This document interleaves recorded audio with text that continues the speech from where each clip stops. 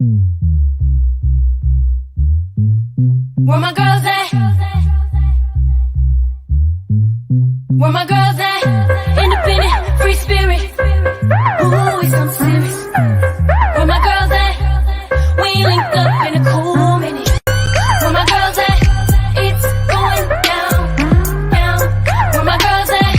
It's going down, down. It's going down tonight. We going out tonight. Yeah, right. We going out tonight. It's going down tonight. Yeah, right. It's going down tonight. We going out tonight. Yeah, right. We going out tonight. It's going down tonight. Yeah, right.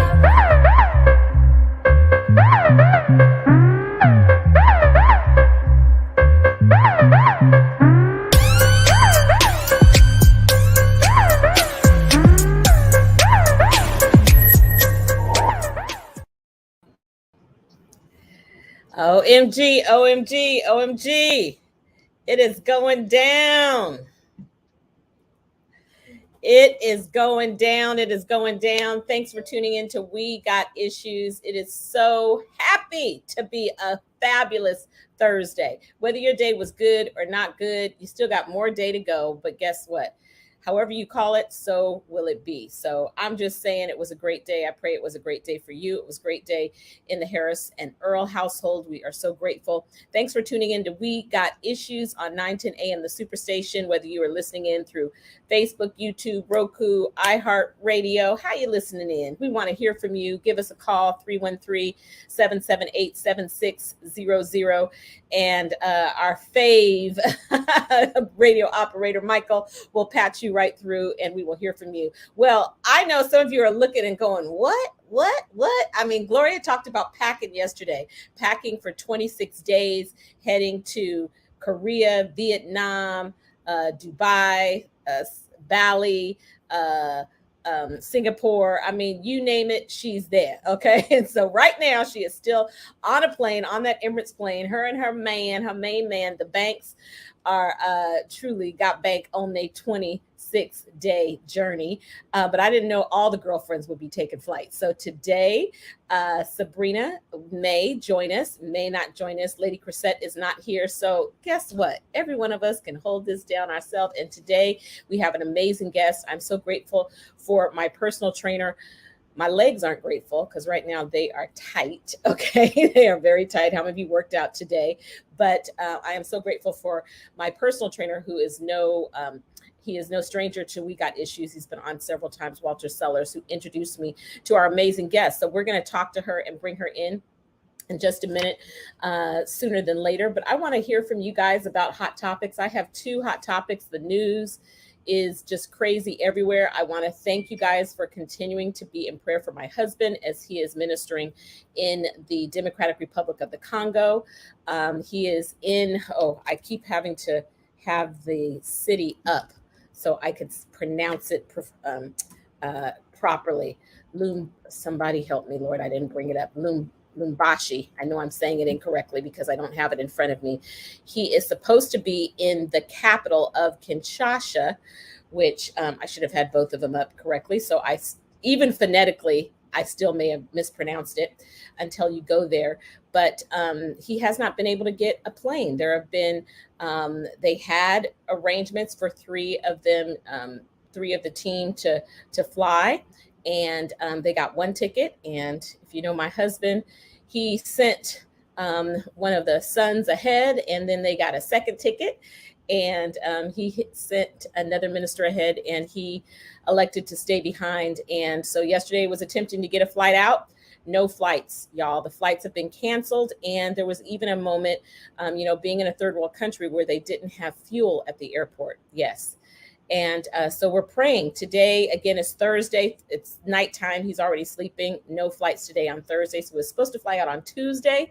And now we're praying. Can y'all just agree with me? My husband will be on a plane and meet up with the team. Come on, Jesus, and meet up with the team and be with them on Friday. I am believing for a plane on Friday so he could do the work and get back to Cape Town and back to America on time. So that is big. That's a big deal. Things that, we have our own issues with travel here in America. It seems like everybody's wanting to travel, but when you take that and you come and you put that into a third world country, I mean, just can you imagine not having fuel?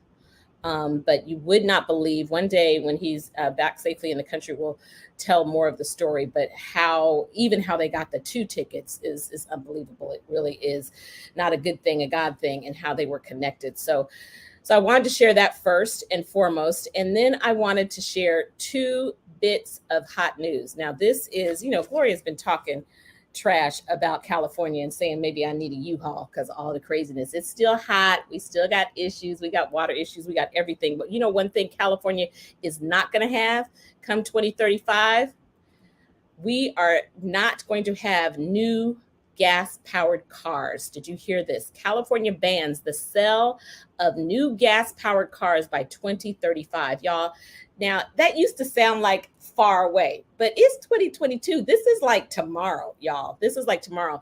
And so this is a big deal. California, the country's most populous state and the center of the U.S. car culture, is banning the sale of new gasoline-powered vehicles starting in 2035, marking a historic step in the state's battle against climate change. The rule issued by the California Air Resources Board on Thursday will force automakers to speed up production.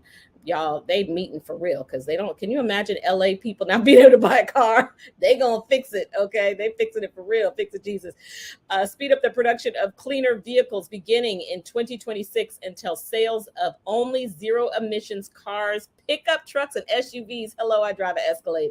Are allowed in the state. Now, it doesn't mean that other cars are going to get kicked out. It just means new cars. Unanimous vote. This country is so divided, but can you believe this was a unanimous vote? Came after our governor set a target in 2020 to accelerate the shift away from internal combustion engines. Y'all, this is major. This is so major. And it goes on and on and on. You can read the article I'm reading from CNBC. How y'all feel about that? I mean, it's necessary when you listen to what the scientists are saying, and regardless of what side of the aisle you sit on, you cannot deny that something is happening with our climate and something must change. So that's a big deal.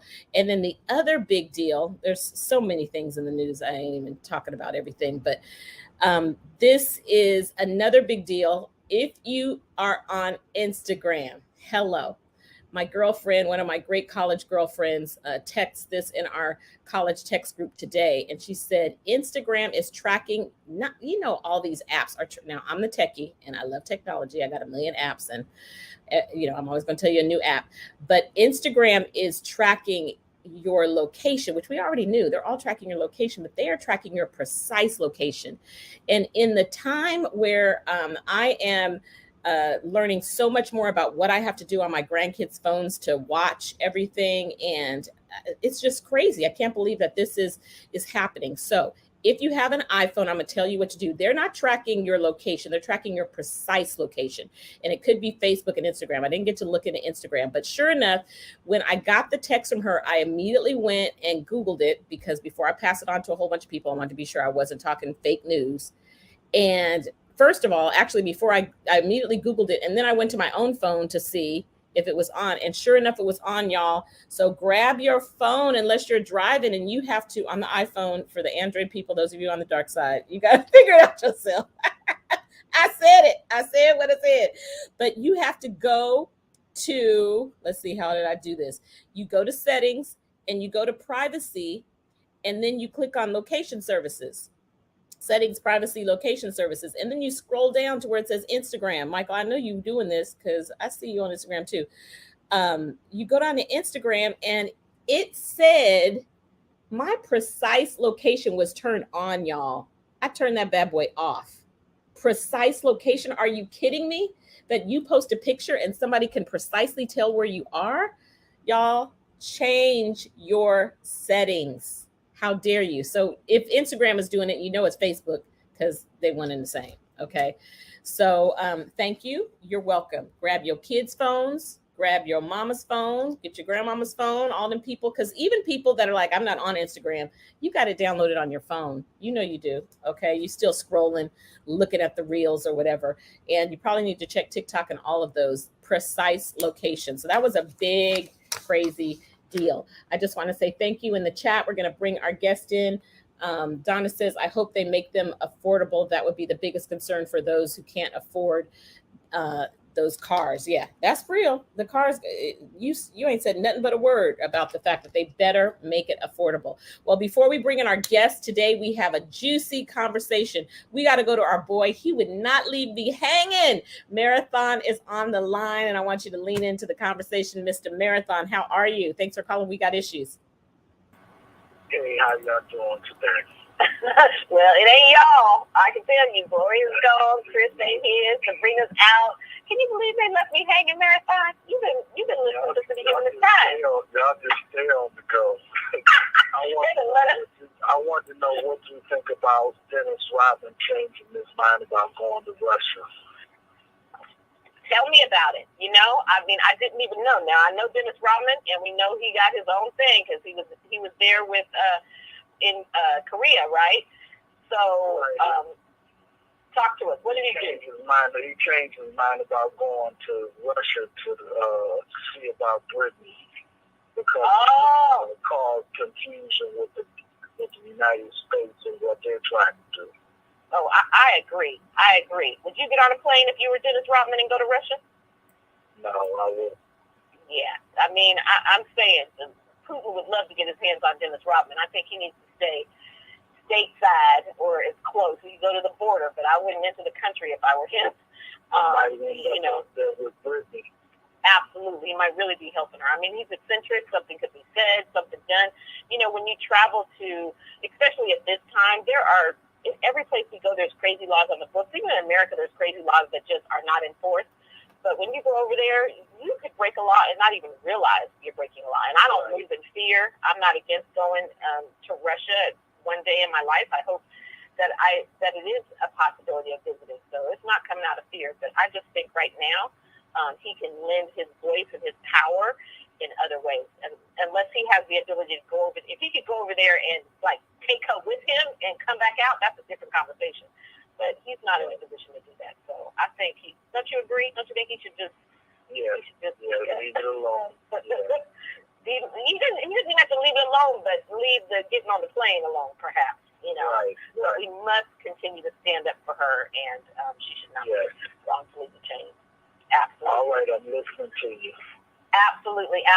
Well, I am so excited. I'm going to bring our guests in, and then I'm going to go to the phone lines again. We're trying to bring you in before we go to the break. Y'all, today we are talking to Kafayet Husband, Dr. Husband. We are so grateful that she is on with us today on We Got Issues. She is an occupational therapist and she is a real estate investor. We're talking about it all. Dorothy, would you please bring her in? And Michael, give her a round of applause. Welcome to We Got Issues. Well, we are so grateful that you were on the show, and I want you to start off bragging about yourself, but we only have 2 minutes, and I know you super bet all day long. It might take you longer than that.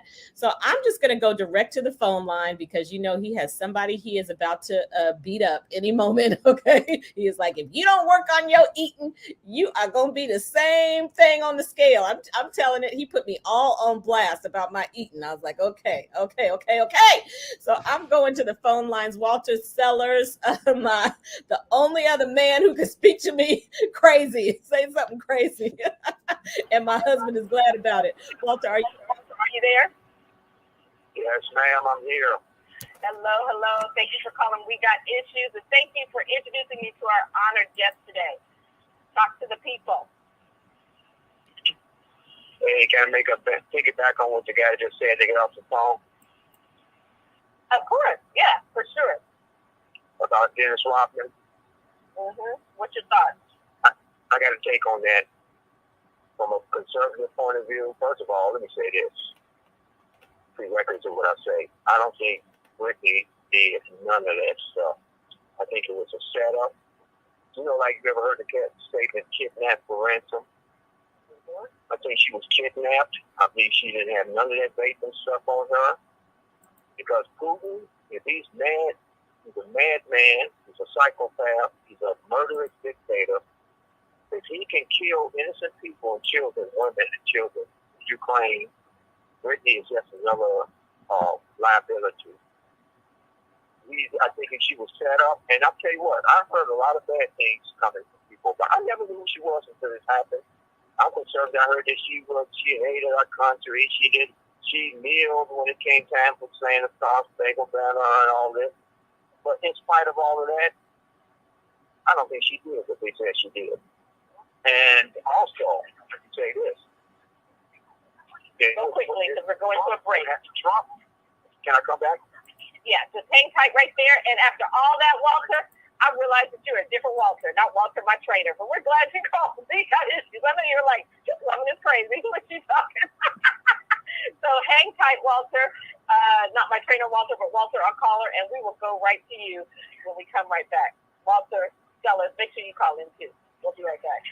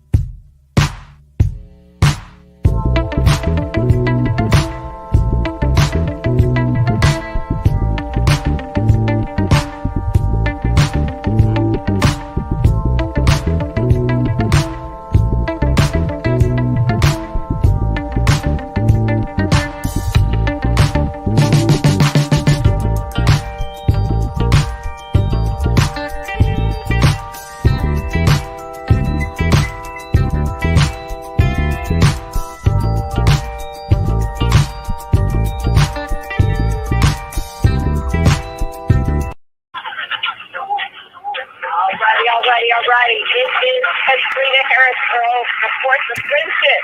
We are back here on We Got Issues, and guess what? We've been talking. I'm about to introduce our guest in just a moment, but we were way over and talking about Dennis Rodman in Russia. And so, Walter, are you there just to add to finish up what you were saying?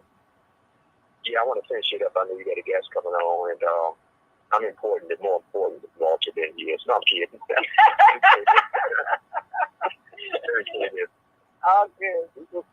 People can say what they say about you. By the way, you accept opposing views, right? Absolutely. You talk too crazy, we shut you down. No, I'm just kidding. Go ahead. We want to hear you. We want to hear it. I want to say this. Who got Kwame out of prison? Who got Alice out of prison? In his prison sentence, he was not part of his commuted. In other words, he shortened his sentence. that same orange man gone bad that people like to slam all the time. He's a racist, he's this and that. Who left America with the greatest economy until Joe Biden got no. Because that same orange man, Donald Trump, would have got her Brittany out in spite of her views of America. And she would have been out. You know why? Because Trump had instilled fear in these murderous dictators all across the world. He instilled fear in Putin. He put sanctions on the economy, on his economy, cut off the oil supply. When these dictators know when to make a move. When weak, worthless Democrat presidents get in office, that's when these dictators make their move. Check the patterns. Check the patterns of how we've been checking the patterns. We've been checking the patterns. So we so appreciate you for calling in, and grateful for you telling us how you really feel. I think you really don't vote for it. We get it. And we are open absolutely to opposing views. I definitely could go on and talk about that. So make sure you call back in when we have a conversation about leaning into that. Okay? For sure. Would you do that, Walter? I sure would. Thanks for listening in and tune in, because you're going to learn a lot from this conversation. We're going to talk to our guest. Thanks, Walter, for calling in. We appreciate you. And we are going to go. Dr. Kafayet Husband, thank you for coming on We Got Issues. We're so grateful. We talk about it all. Can you believe the name of the show? We Got Issues.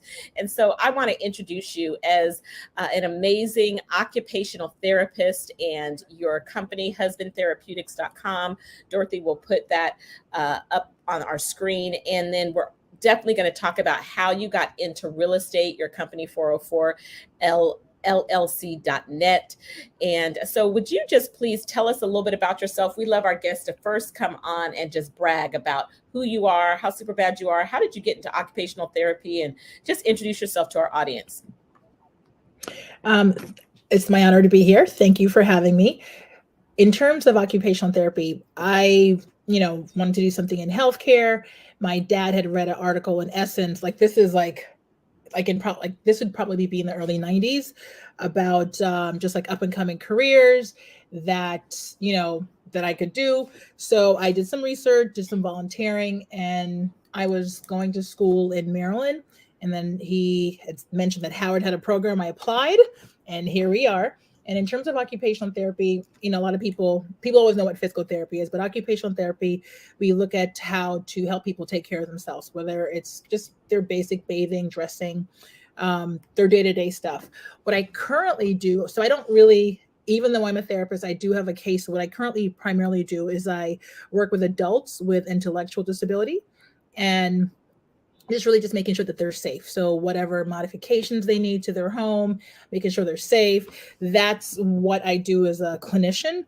And I'm primarily managing the companies. So it's more so acclimating all the new clinicians to what we're doing. Because the population is different than people are normally accustomed to, because we're more so in the community, which is not what we provide services are not. It's not like in a hospital at all. So it's a little bit different. It's a very non-traditional role in terms of therapy. Mm-hmm. And I've been doing, so I've done a variety of things, but I've been doing this for about 15 years. So that's what I do as a therapist. And in terms of the real estate, I guess I could say that started with my grandma. My grandma always said that, they can take everything from you, but they can't take your house. You can squat in your house for a long time, no matter what. And true to word, after everything happens, the home is always one thing. So that's really how I started in real estate. So about 2000 or 2001, I got my real estate license, and I more so got it just so I would be familiar with learning the contracts and what to do. And, I live in DC. So one of the things about living in the city is there's old houses. Everything is old. And it's, you either like that or you don't. And because everything is old, I basically, I would say school, learning by experience. So everything needs to be renovated. So I'm learning on the job, learning in terms of renovation, what to do, the process. And primarily most of the renovations I've done are for me. And then I've come alongside people like for my family. I'm not a realtor. I'm a realtor just like for friends and family. And like my sister wanted to live in a very trendy neighborhood. I'm like, ma'am, go 2 neighborhoods outside. You can literally get a house. And when you get the house, I said, DC allows for, 2 families. So I said, in a few years, your rental will pay your mortgage and you'll be living for free and you won't be living in a studio. And that's really how I got into real estate. And then during COVID, I had a lot of time on my hands to think. And I said, well, just like I've been a therapist a long time, what's something that I could do that I enjoy? And I don't have to do it a lot. So I've always done like my own property management and renovations, but I wanted to do it on a larger scale. So I said, well, I could do a couple, 2, 3, 4, 5 flips a year, see how it goes, and then go from there. So like that's primarily what I'm doing now. So I'm doing both. And I think, for me, it kind of keeps everything interesting. I never have the same day twice. Nothing goes the same every single day. Like one day it's this way, one day, I feel like, well, how was today? I was like, I'm just glad it's over. So I think my mentality has to be like forward. I just got to keep pushing forward. So this is so good. Go ahead. I just said, this is so good. I definitely want to get in and have you talk more about real estate investing, have lots of questions on there, lots of questions about it. I wanted to just ask you a couple more things about occupational therapy, because you're right. I did have to go look to see exactly what does an occupational therapist do? What is that? And congratulations, only 5% of occupational therapists are African-American, according to the stats I found. And so just wanted to bring that up. 83% are women, 16% are men. The average age of employed occupational therapists is 40 years. I know you are self-employed, but such a low percentage are African-American. The majority of occupational therapists are located, it said, in New York and Chicago, which I live part-time in Chicago. So I thought that was interesting, where they're most in demand. And it talked about Salinas, California, where is one of the places where the wages are highest. That's near Monterey, not that far from my house. Also, in 2021, women earned 96% of what men earned, which I also found real interesting because, there's always that disparity between what women and men earn, but it was actually pretty close. 96% is closer than so many others. The top 10% of highest grade occupational therapists earn $97,000. And California is the best state for occupational therapists to live. Of course, that's all relative. Okay. Occupational therapists are more likely to work at private companies in comparison to education companies. So can you just did you say you went to Howard? HU every day. Yes, I went to Howard. Yes, and Gloria went to HU. And Sabrina's daughter did, so she would be cheering right now if she were on the show. And where'd you go for grad school? You know what? I didn't go to correct that. So I went to UDC, but I did not finish. But I went to Howard for OT. They are trying to recruit people to do their PhD program. I don't think that's for me, but I'm really happy. It's funny, like when you gave the percentage of OTs, like for me, like all the OTs I know are African-American, and I know only a few that are not, just because I think in DC, Howard has like a occupational therapy program, a physical therapy, speech therapy. So most of the clinicians I work with tend to look like me. So that I know that when I used to go to conferences, I was like maybe 1 or 2, but living in the DMV area, like I am the norm in terms of what a clinician looks like. And I think that's just different in terms of the rest of the country. But yeah, but to me, everyone that I work with is brown. So, and then and it's here, by virtue of where you live, it's a blessing. Yeah. I think it's because of Howard. I definitely think that Howard is the primary reason that there's so many of us, and a lot of us just stayed after we graduated from Howard. Mm-hmm. What a blessing. That is awesome. Well, I wanted to just hit on that because it's always important for us to learn about different occupations, different things that we could, just like you talked about your dad, I think it was, who leaned you toward that occupation, because to become a real estate investor, it takes some cash. Okay. So when we come back from the break, we're going to talk about it. We're going to spend the whole second half of the show. Definitely want you guys to call in 313-778-7600. Have you thought about being a real estate investor? Are you a real estate investor, part-time, dabbled in it? Maybe you dabbled in it, it didn't work. I really want to hear from you about what opportunities have been presented to itself, because of COVID, but really what excited you most about it, and what were your fears? How did you build your confidence? Kind of who coached you along the way to get good and to learn the ropes? So we will be right back. Thanks for listening in to We Got Issues. Please give us a call if you have any questions, 313-778-7600, and hang tight. We'll be right back for the second half of the show.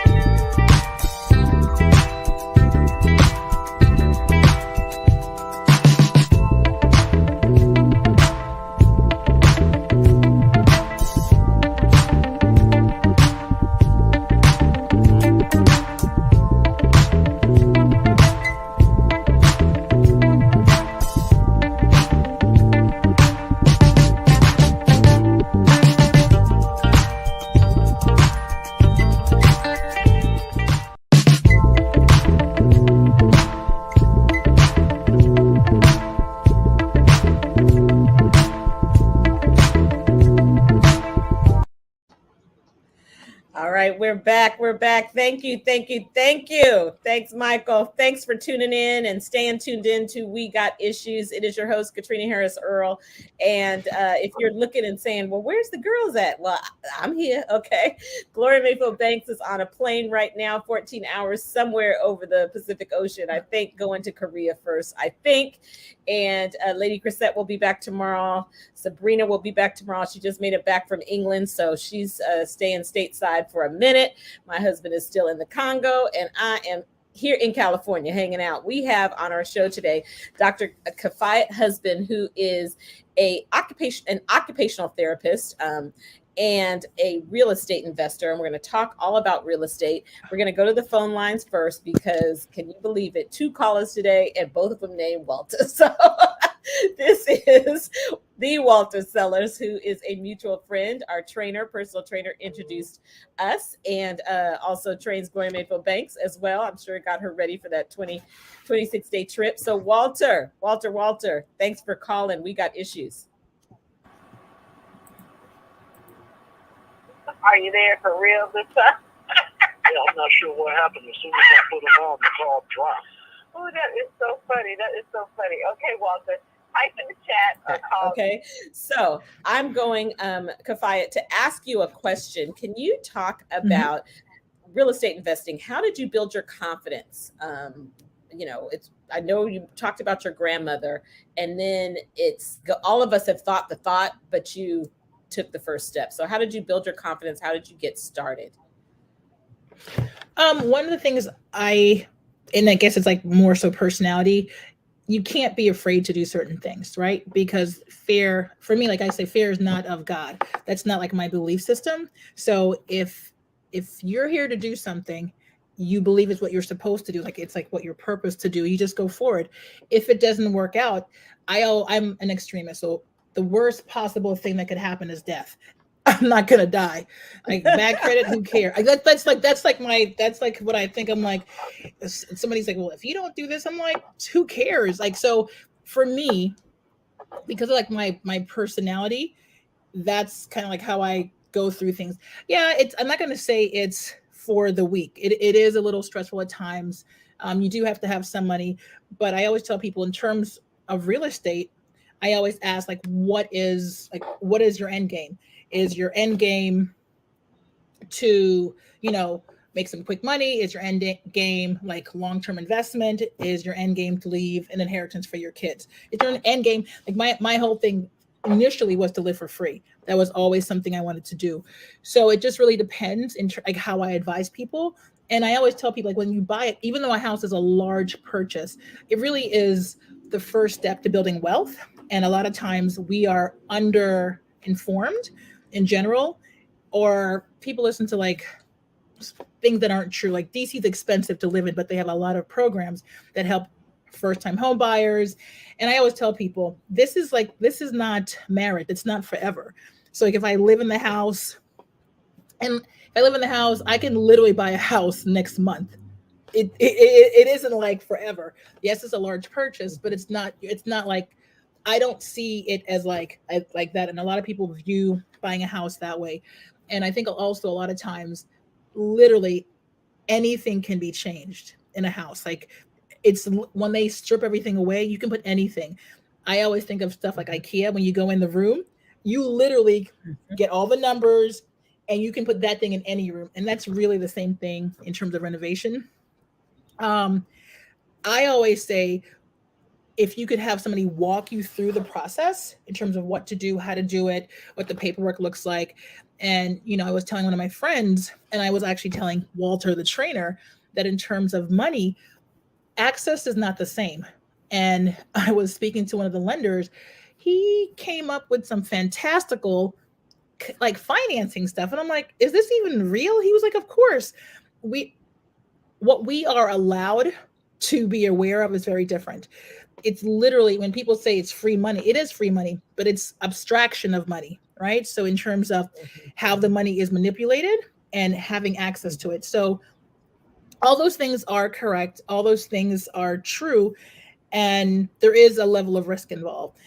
And in terms of when you ask like how I was fearless, you have to have the end game in mind. Like what is it you want to get out of this? And, as I tell some of the young ladies, like, well, what do you believe?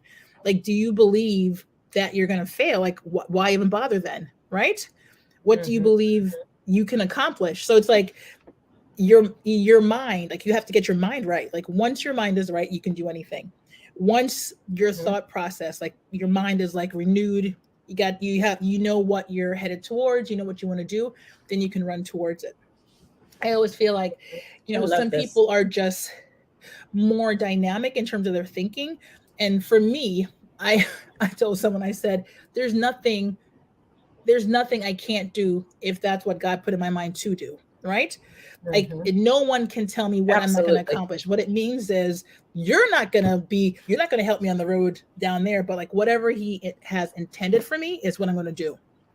And, So I in want terms to of hear just like, from I want you, Walter is back. So we're really going to go to Walter. And then I want you to talk about the mechanics. Like, what did you do? If someone wants to take this step, what could we learn? Because one of the things I know is if you have a coach or read books, and especially if you have a girlfriend or you glean information, it can help to shorten the learning curve. And you can learn from someone else and be able to get started that much more quickly. So I think we really have Walter this time. Third time's a charm. Walter, are you really there? Okay. Okay, talk to us.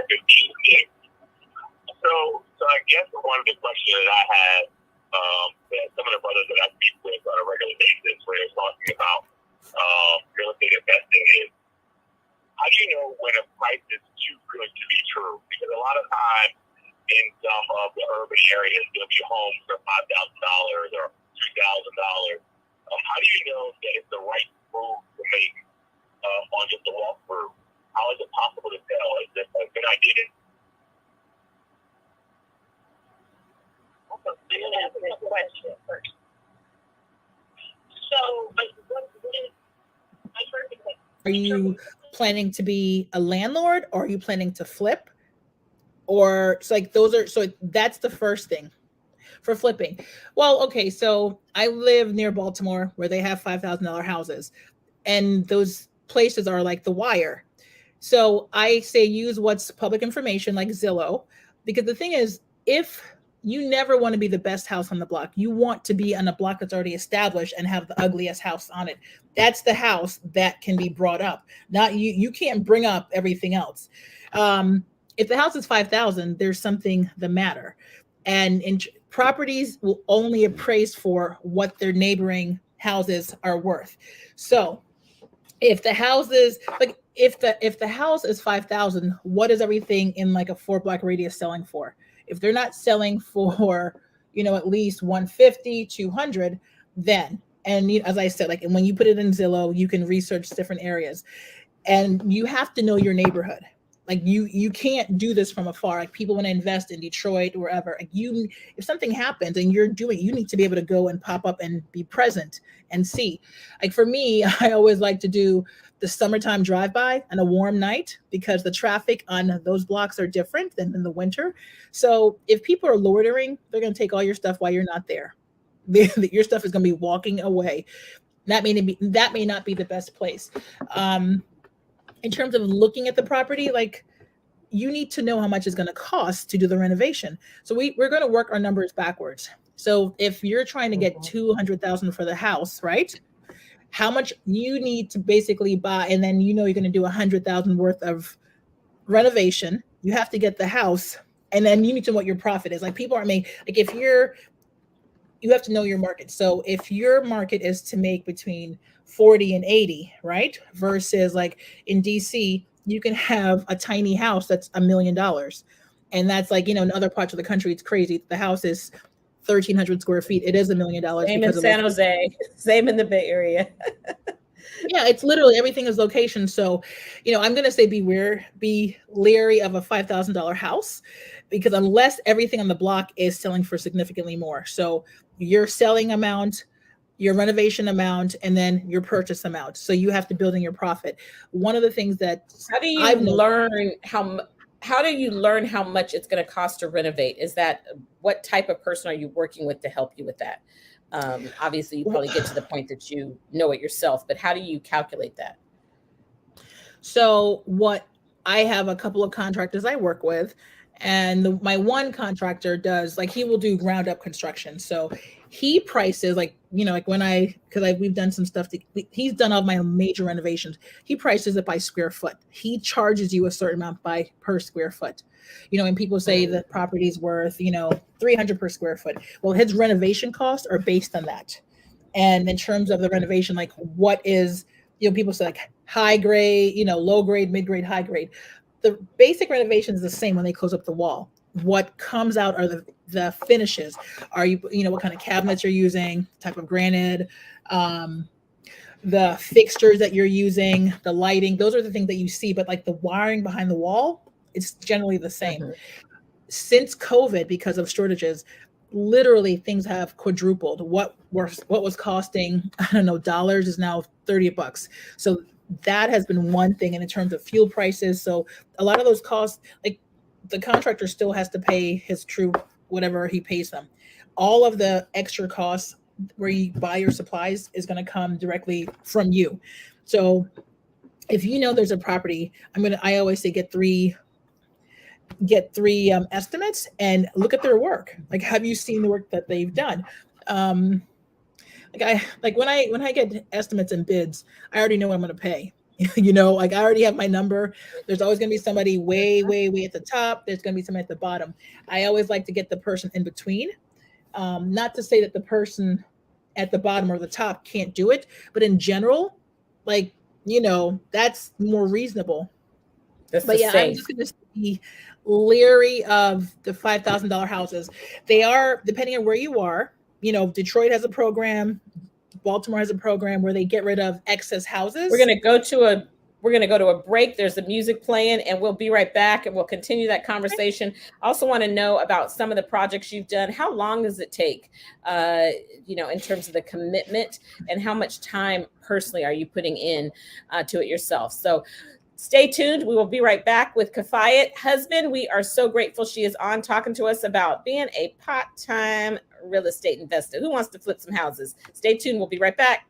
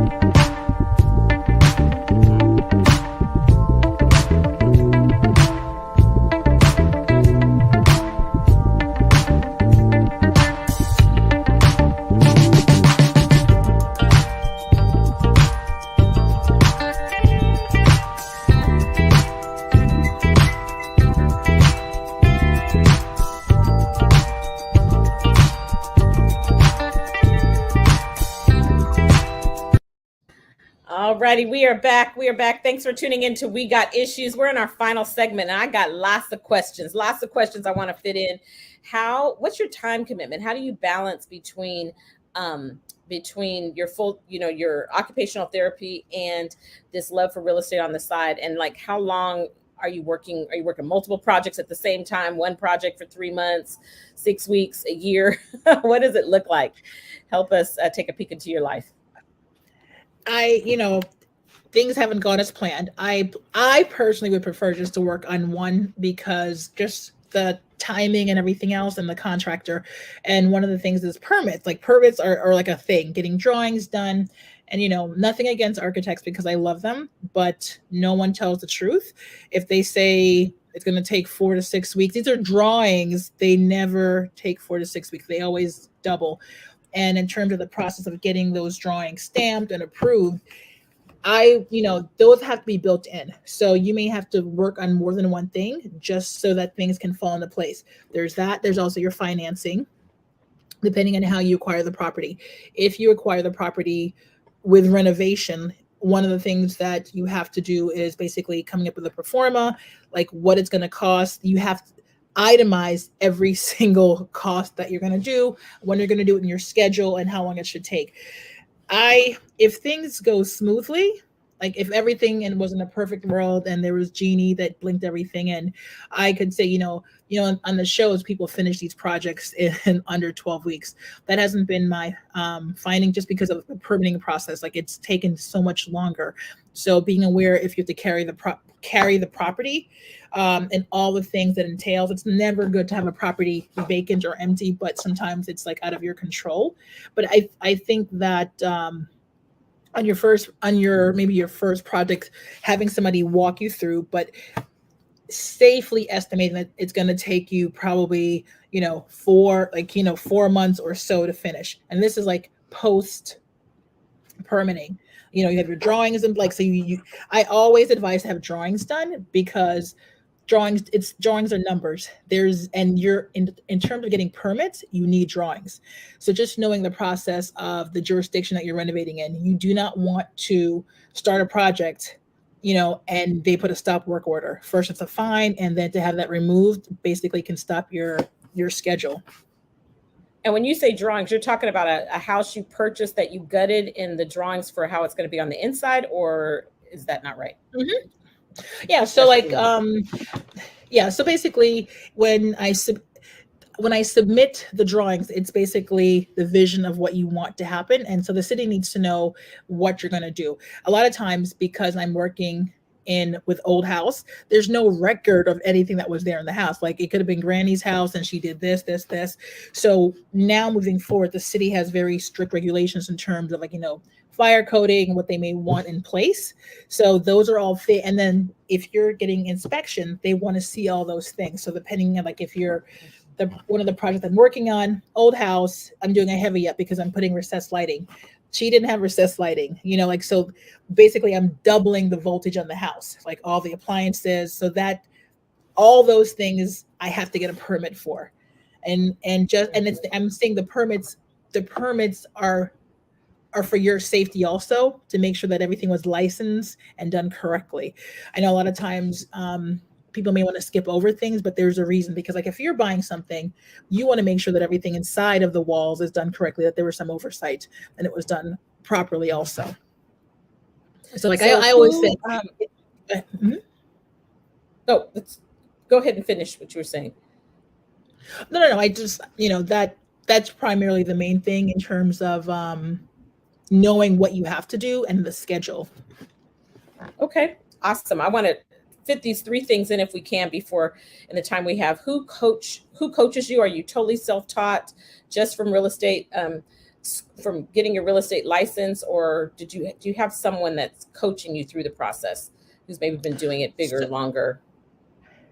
So one, like my dad also did real estate, and he still does. Like a lot of times when I have to run through ideas, like I always talk to my dad. Everything is like more thinking outside the box in terms of financing.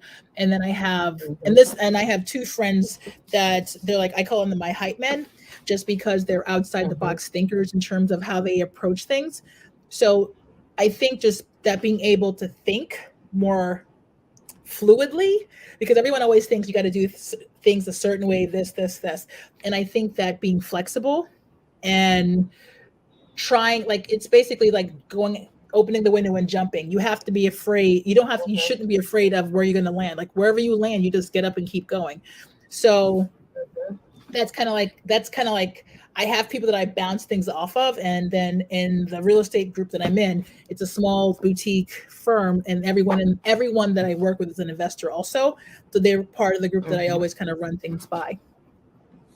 That is so good. But I know the biggest question we could have probably spent the whole time is if people want to get started. Obviously, for the person who's got great credit and got money in the bank, that's one thing. How can people get started that maybe are not starting with as much cash flow, or maybe don't have perfect credit? You hear about these, you can start with no cash or this or that.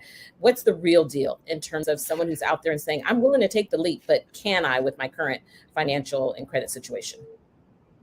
First, I'm going to say speak to a lender, and lender meaning either your credit union or the bank where you are. They're going to require, I'll tell you the documents that you're going to need. You're going to require 2 years taxes, 2 pay stubs, and 2 months bank statements. They need, it's harder when you're self-employed, but if you have a credit history, that's one.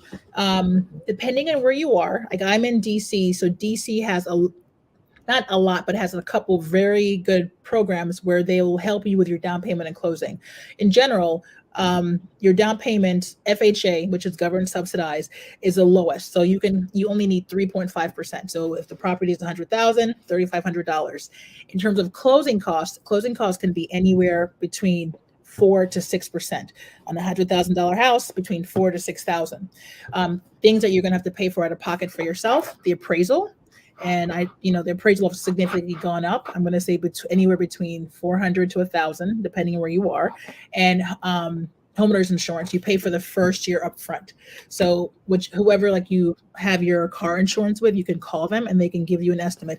In general, after your mortgage is amortized, your taxes, your state taxes and your insurance is included. So like that amount is also put in the mortgage. But when you initially buy the property, so the first thing I'm going to tell someone to do is to buy your first house. And you have a plan in terms of the house. Like, I'm not staying, this is not my forever house. I'm going to get in the house. I'm going to like fix it up. I'm going to then turn it into a rental and then move on to the next one. Right. So when you're looking for the property, like how much can I rent it for? And for me, like I'm not buying any single family unless it's in a luxury area. So I tend to buy multi-units, or I'm more interested in commercial, because with commercial, you have very long-term tenants. Like they're not going to be there for a year. They're going to be there a longer time. And then, with the advent of Airbnb or Vacasa, like those are depending on your location. That's another way where there's less wear and tear, that you can turn the property over quickly and get some income. So I always tell people to look at that, see what you want to do, and then come up with your plan. Oh my gosh, this is so good. You're a wealth of information. We have to have you back. We could have talked about occupational therapy the whole time. Could have talked more about real estate. I know people have lots of questions. This is something that sometimes people are afraid to ask. They don't know who to ask. Have you not bought your first home? Take that first step and then jump in. You can visit 404llc.net, which is Kafayet's website, and husbandtherapeutics.com for more about her occupational therapy business. We're so grateful for you being here. Thank you to both Walters that called in, and especially Walter Sellers for the introduction. If you know anyone else who would be an awesome guest on We Got Issues, just let us know. Let the girlfriends know. You can go to our website, theforceoffriendship.com. And guess what? Tomorrow, come on back for Fun Friday. We got more hot topics right here on We Got Issues. Have a great day. Bye-bye.